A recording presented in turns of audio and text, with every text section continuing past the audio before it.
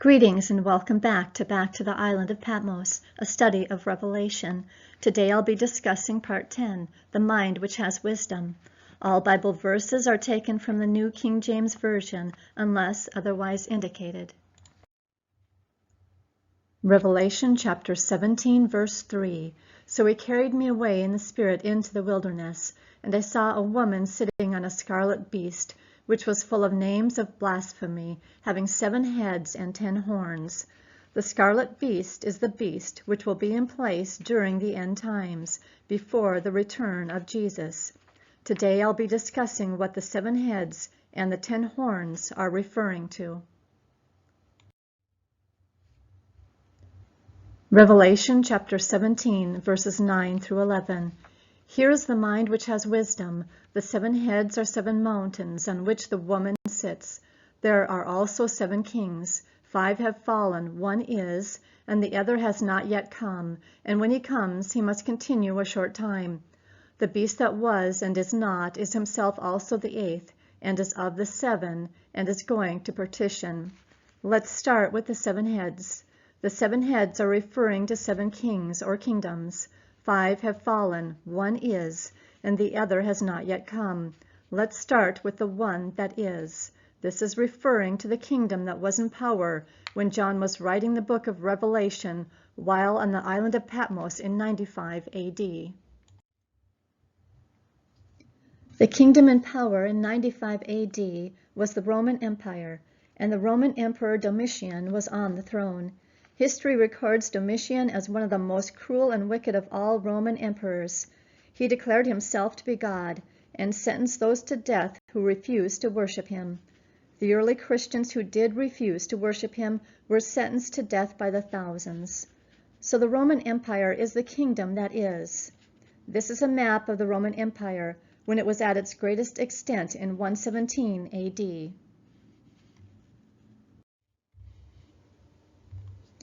Now let's go to the 5 that have fallen. These would be the 5 kingdoms that were in power before the Roman Empire, and each of these kingdoms would overtake the kingdom before them. Also, it should be noted that each of these 5 kingdoms would either battle, capture, or enslave the Israelites during the time of their power. Each of these kingdoms would be punished by God because they messed with Israel, and a remnant of Israel will always survive.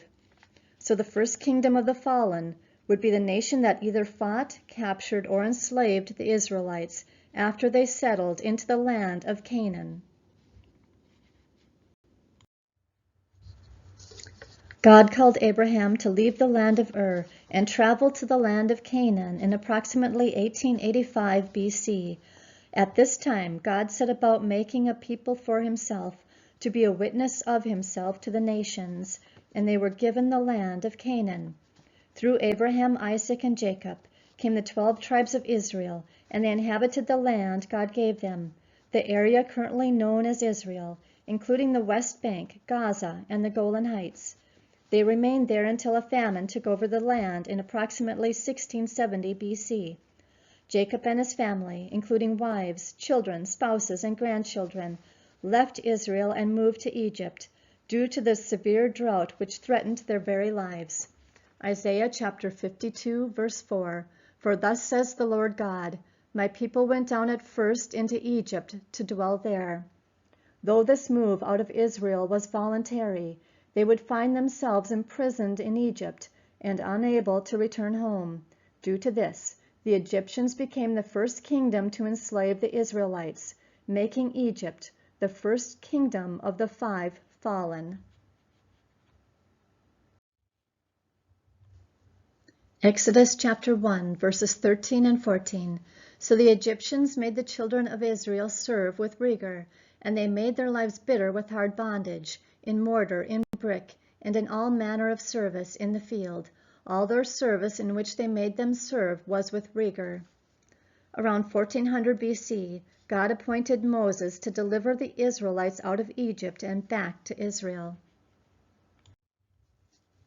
This is a picture of Egypt and the area that it controlled around 1400 BC. Egypt controlled parts of modern-day Egypt, Libya, Gaza, Lebanon, Syria, and Turkey. Jude chapter 1 verse 5.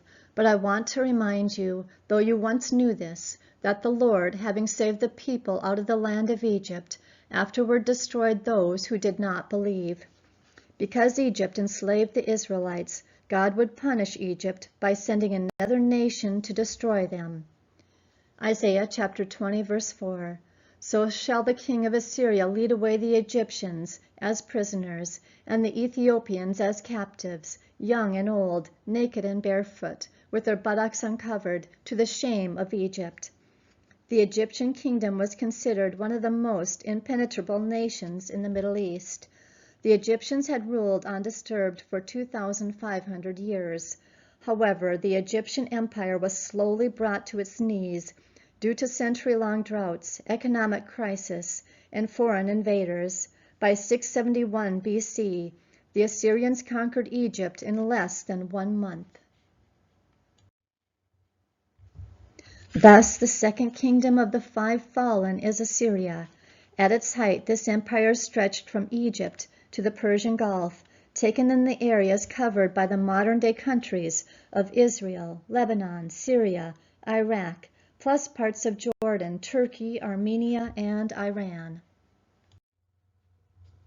Isaiah chapter 52 verse 4. For thus says the Lord God, my people went down at first into Egypt to dwell there, then the Assyrian oppressed them without cause. 2 Kings chapter 18 verses 11 and 12. Then the king of Assyria carried Israel away captive to Assyria, and put them in Hala and by the harbor, the river of Gozan, and in the cities of the Medes, because they did not obey the voice of the Lord their God, but transgressed his covenant and all that Moses the servant of the Lord had commanded, and they would neither hear nor do them. In 722 BC, Assyria conquered the northern kingdom of Israel, either taking captive or driving out the members of the 10 tribes of Israel. Though a remnant remained in the north, the nation of Israel was under Assyrian rule, and tens of thousands were deported and made servants in Assyria. This is commonly referred to as the Assyrian exile. The Assyrians began to populate the land of Israel with people from other nations that they had defeated. The king of Assyria brought people from Babylon, Cutha, Ava, Hamath, and Sepharvaim, and placed them in the cities of Samaria instead of the people of Israel. The descendants of these foreigners and the remnant of Israel were later referred to as Samaritans. During the time of Christ, the Samaritans were despised as an unclean people because of their mixed ancestry.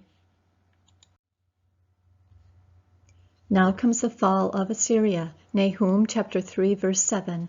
It shall come to pass that all who look upon you will flee from you and say, Nineveh is laid waste. Who will bemoan her? Where shall I seek comforters for you? Nineveh is the capital of Assyria.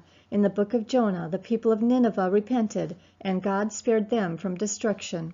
However, the Assyrians eventually returned to their wicked ways, leading to their downfall. The book of Nahum prophesied the downfall of Nineveh, predicting its destruction as a punishment for its cruelty and violence. In 612 BC, under the leadership of the Babylonians, the city of Nineveh was burnt to the ground, and the Assyrian Empire crumbled. The surviving Assyrians were scattered and became assimilated into different cultures and societies. Many were taken as captives or slaves by their conquerors. Isaiah chapter 11 verse 16. There will be a highway for the remnant of his people who will be left from Assyria, as it was for Israel in the day that he came up from the land of Egypt. Here describes a remnant of Israelites that survived and returned to Israel. The third kingdom of the five fallen is Babylon. During the reign of Nebuchadnezzar, the Babylonian Empire consisted of modern-day Israel, Lebanon, Jordan, Syria, Iraq, and Kuwait, and parts of Egypt, Turkey, Iran, and Saudi Arabia. Jeremiah chapter 24, verses 4 and 5. Again the word of the Lord came to me, saying, Thus says the Lord, the God of Israel, like these good figs, so will I acknowledge those who are carried away captive from Judah, whom I have sent out of this place for their own good, into the land of the Chaldeans. Jeremiah chapter 50, verse 17. Israel is like scattered sheep. The lions have driven him away. First the king of Assyria devoured him. Now at last this Nebuchadnezzar, king of Babylon, has broken his bones. The next exile of the Israelites was the Babylonian captivity, in which the southern kingdom, the kingdom of Judah, was deported in 598 to 597 BC and again in 586 BC by the Neo-Babylonian Empire under the rule of Nebuchadnezzar. The Neo-Babylonians are also known by their biblical name, the Chaldeans. When Nebuchadnezzar deported the Judeans, he allowed them to remain in a unified community in Babylon. Although the majority of the Jewish people were taken captive, Nebuchadnezzar left a remnant of the poor in Judea to serve as farmers and vine dressers. Jeremiah chapter 50, verse 18. Therefore thus says the Lord of hosts, the God of Israel, Behold, I will punish the king of Babylon and his land, as I have punished the king of Assyria. Here is God's judgment on Babylon. Since the Babylonian Empire had taken Israel captive, they would now be punished. Now the fall of Babylon. After Belshazzar, the grandson of Nebuchadnezzar, became the king of Babylon, he made a great feast for 1,000 of his lords. He served wine in the gold vessels that King Nebuchadnezzar had taken from the temple of the house of God in Jerusalem. In that same hour the fingers of a man's hand appeared and wrote a message on the wall. Daniel, who had been taken captive when Nebuchadnezzar was the king of Babylon, was the only one who could interpret the message. Daniel chapter 5, verses 25 to 28 from the New International Version. This is the inscription that was written, Many, many, tekel, parson. Here is what these words mean, many. God has numbered the days of your reign and brought it to an end. Tekel, you have been weighed on the scales and found wanting. Peres, your kingdom is divided and given to the Medes and the Persians. The expression, the handwriting on the wall, comes from this story. Daniel chapter 5, verses 30 and 31. That very night Belshazzar, king of the Chaldeans, was slain, and Darius the Mede received the kingdom, being about 62 years old. The fall of the Babylonian Empire came suddenly, when the Medes and the Persians, under King Cyrus and his uncle Darius, overran the city of Babylon in a night attack in 538 or 539 BC. During the feast of Belshazzar, the Medes dug a canal that diverted the water that flowed under the city wall. This allowed the Medes to enter the city of Babylon through the dry channel underneath the walls. The fourth kingdom of the five fallen is Medo-Persia. At its greatest extent, the Medo-Persian Empire consisted of modern-day Israel, Lebanon, Syria, Turkey, Iraq and Iran, and parts of Jordan, Saudi Arabia, Pakistan, Afghanistan, and Turkmenistan. Beyond what is shown on this map, it also consisted of parts of Libya, Egypt, Thrace, Macedonia, Bulgaria, and Romania. Esther chapter 3, verses 8 and 9. Then Haman said to King Ahasuerus, There is a certain people scattered and dispersed amongst the people in all the provinces of your kingdom. Their laws are different from all other peoples, and they do not keep the king's laws. Therefore it is not fitting for the king to let them remain. If it pleases the king, let a decree be written that they be destroyed, and I will pay 10,000 talents of silver into the hands of those who do the work, to bring it into the king's treasuries. Ahasuerus, also known as Xerxes I, reigned as the king of Persia from 486 to 465 BC. Queen Esther was his wife. Haman was the king's principal minister. Haman was a proud and ambitious man who demanded that everyone bow down to him as a sign of respect. However, a Jewish man named Mordecai refused to bow down to him, which enraged Haman. Seeking revenge, Haman convinced the king to issue a decree that all Jews in the Persian Empire be killed. Esther chapter 3, verse 13, and the letters were sent by couriers into all the king's provinces to destroy, to kill, and to annihilate all the Jews, both young and old, little children and women, in one day, on the 13th day of the 12th month, which is the month of Adar, and to plunder their possessions. Haman's plot was foiled by Queen Esther, who was also Jewish, and had concealed her identity from the king. Esther revealed Haman's plan to Ahasuerus and pleaded with him to spare her people. The king was outraged at Haman's treachery and ordered that he be executed instead. Now the fall of Medo-Persia. Daniel chapter 11, verses 1 to 3. Also in the first year of Darius the Mede, I, even I, stood up to confirm and strengthen him. And now I will tell you the truth. Behold, 3 more kings will arise in Persia, and the 4th shall be far richer than them all, by his strength, through his riches. He shall stir up all against the realm of Greece. Then a mighty king shall arise, who shall rule with great dominion, and do according to his will. The first king after King Darius was King Cambyses, from 529 to 522 BC. The second was King Smerdis, also known as Artaxerxes, from 522 to 521 BC. The third was King Darius Hystaspes, from 521 to 485 BC.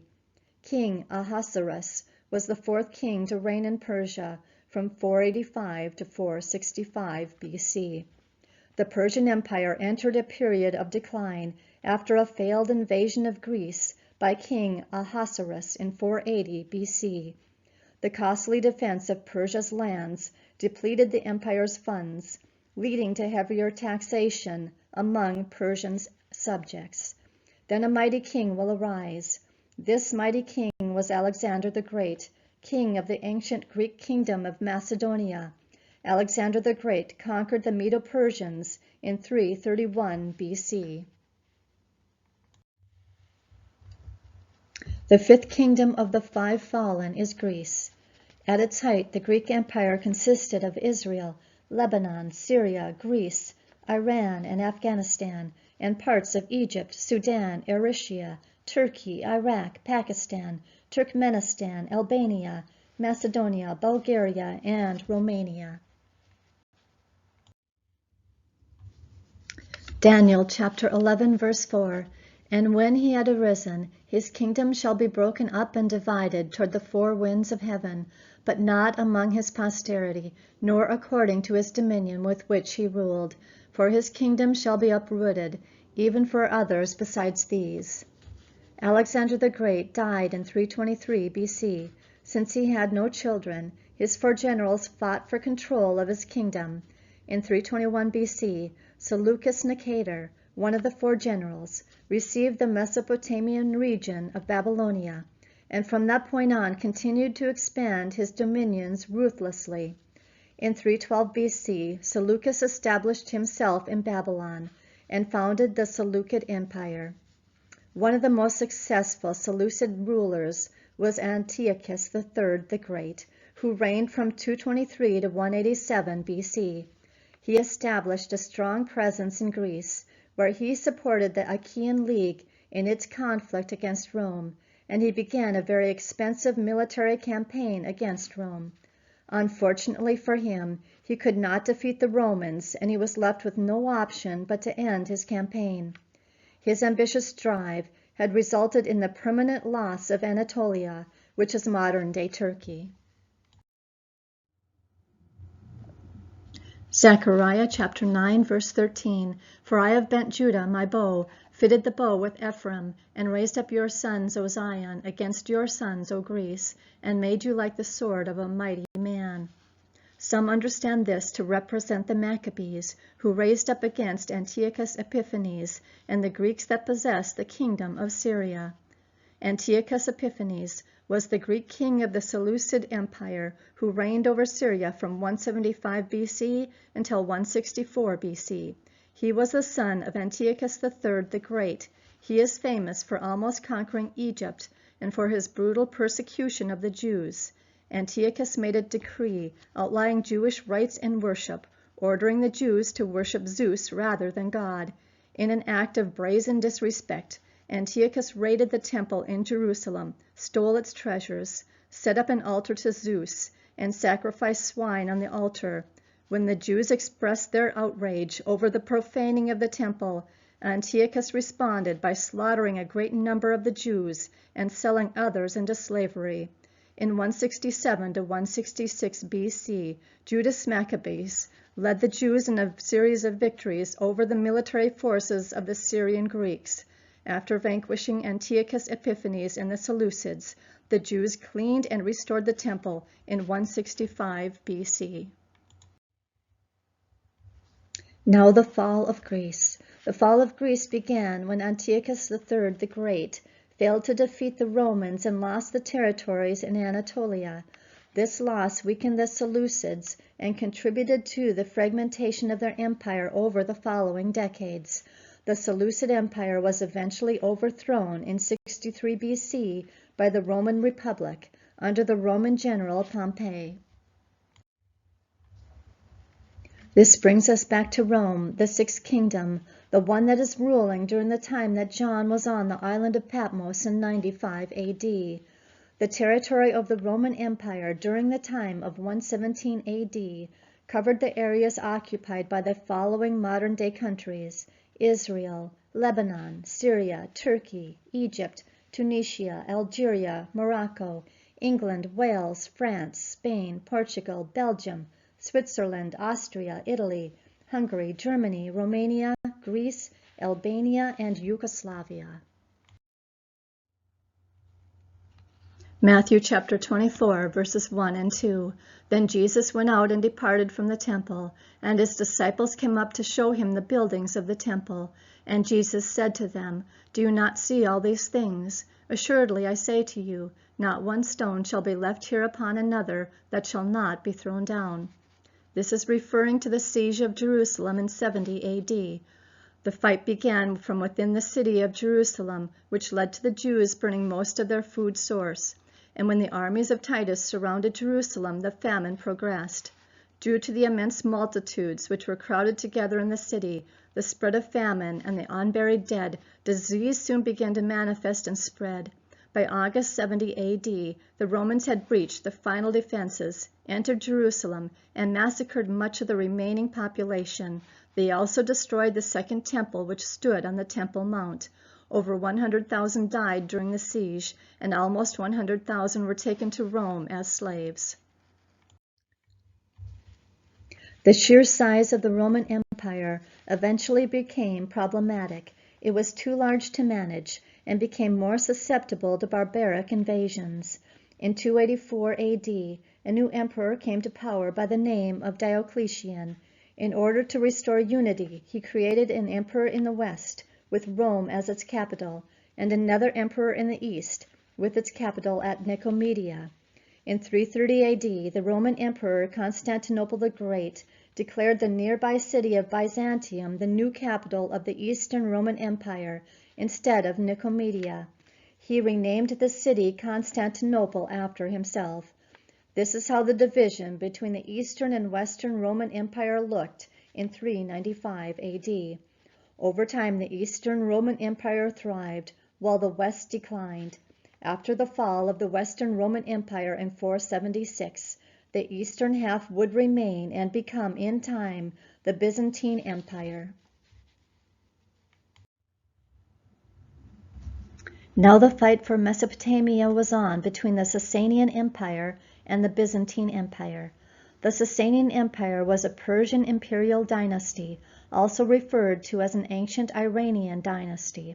The Byzantines and the Sasanians were rival powers who fought each other for supremacy in the Middle East. The Byzantine-Sasanian War of 602 to 628 is considered to be the most devastating of the wars fought between them and ended in a peace treaty. However, there were further repercussions of the war that neither side could have imagined. Not long after the conclusion of the war, the Muslims were united by the Prophet Muhammad under the banner of Islam. Both the Byzantine and Sasanian empires were exhausted and weakened by the protracted war, which facilitated the expansion of the Muslims under Umar the Caliph of the Rashidun Caliphate. The Sasanian Empire was completely conquered by the Muslims in 654 AD. Around the same time, the Muslims also attacked the Byzantines. By the time the Sasanian Empire fell, the Byzantines had lost the Levant, Syria, and Egypt. The Byzantines, however, did not suffer the fate of the Sasanian rivals, as their empire continued to exist for several more centuries. The early Muslim conquests, or early Islamic conquests, also known as the Arab conquests, took place in 622 to 670 AD. They were initiated in the 7th century by Muhammad, the main Islamic prophet. He established a new unified policy in Arabia that expanded rapidly under the Rashidun Caliphate and the Umayyad Caliphate, culminating in Islamic rule being established on 3 continents, Asia, Africa, and Europe. Around 1290, Osman, a Muslim warrior and leader of a small principality inside Seljuk Turk territory, declared his independence from the Seljuk Sultan and formed the Ottoman Empire. The Ottoman Empire is known today for being one of the greatest empires of the modern world, but it was perhaps more important for becoming a great Islamic caliphate. On May 29, 1453, the Ottoman Empire captured the prized capital city of Constantinople, which led to the fall of the Byzantine Empire. Thus, the Roman Empire, which began roughly in 27 BC and had lasted for nearly 1,500 years, was defeated. This was God's vengeance against the Roman Empire, because Satan had empowered them to kill millions of Christians in his attempt to wipe out Christianity. This makes the 7th kingdom, or the kingdom that has not yet come, Islamic. At its height, the territory that was conquered stretched from Iberia in the west to India in the east. Muslim rule spanned Sicily, most of the Middle East, North Africa, the Caucasus, and Central Asia. Though the Ottoman Empire persisted for 600 years, it succumbed to what most historians describe as a long, slow decline. Finally, after fighting on the side of Germany in World War I and suffering defeat, the empire was dismantled and came to an end in 1922, when the last Ottoman Sultan, Mehmed, was deposed and left the capital of Constantinople in a British warship. From the Ottoman Empire's remains arose the modern nation of Turkey, and Constantinople is now modern-day Istanbul. Revelation chapter 13, verse 3, And I saw one of his heads as if it had been mortally wounded, and his deadly wound was healed, and all the world marveled and followed the beast. The titles of Caliph and Sultan have been joined as one since 1517. This maimed both the Sultan and the Caliph for the Muslims. The Muslims were forced to give up their Caliph after the end of World War I. This is what caused the wound to the head. This wound to the head was healed in 2014 when Abu Bakr al-Baghdadi of ISIS was declared the Caliph of Islam. This makes the beast that is also the 8th and is of the 7 the revived Islamic Empire. Islam is the world's 2nd largest religion, as well as the fastest growing religion in the world, with approximately 1.9 billion followers as of 2020. Islam is the religion of majority in several countries, including Central Asia, Western Asia, North Africa, West Africa, the Sahel, and the Middle East. The diverse Asia-Pacific region contains the highest number of Muslims in the world, easily surpassing the combined Middle East and North Africa. So, to recap the mystery of Revelation, Revelation chapter 17, verses 10 and 11. There are also 7 kings, 5 have fallen, 1 is, and the other has not yet come, and when he comes he must continue a short time. The beast that was and is not is himself also the 8th, and is of the 7, and is going to perdition. So 5 have fallen, Egypt, Assyria, Babylon, Medo-Persia, and Greece. 1 is, referring to Rome. The other has not yet come, is Islam. The beast that was and is not, is himself also the eighth and is of the seven, is the Islamic Empire, which was revived in 2014. Revelation chapter 17, verse 3. So he carried me away in the Spirit into the wilderness, and I saw a woman sitting on a scarlet beast, which was full of names of blasphemy, having 7 heads and 10 horns. So if the answer to the mystery is correct, then the beast with the 7 heads and the 10 horns is Islamic. Revelation chapter 7, verses 12 and 13. The 10 horns which you saw are 10 kings, who have received no kingdom as yet, but they receive authority for 1 hour as kings with the beast. These are of one mind, and they will give their power and authority to the beast. The 10 horns are 10 Islamic nations that unite against Israel. These 10 nations were foretold in the book of Ezekiel to be Libya, Egypt, Turkey, Lebanon, Syria, Jordan, Iraq, Iran, Saudi Arabia, and Yemen. We could be witnessing the formation of these 10 nations right now. Luke chapter 21, verse 28.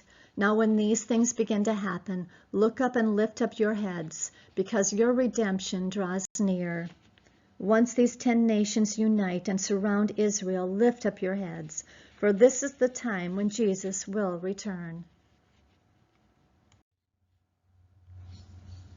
Thank you for attending today's Bible study. Stay tuned for part 11, The Beast from the Sea, in this series, Back to the Island of Patmos. God bless.